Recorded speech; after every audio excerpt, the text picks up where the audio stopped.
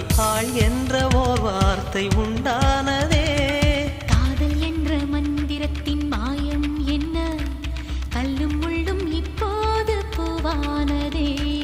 வானவில்லின் துண்டொன்று மண்ணில் வந்து யாருக்கும் சொல்லாமல் பெண்ணானதே. தென்மேற்கு பருவ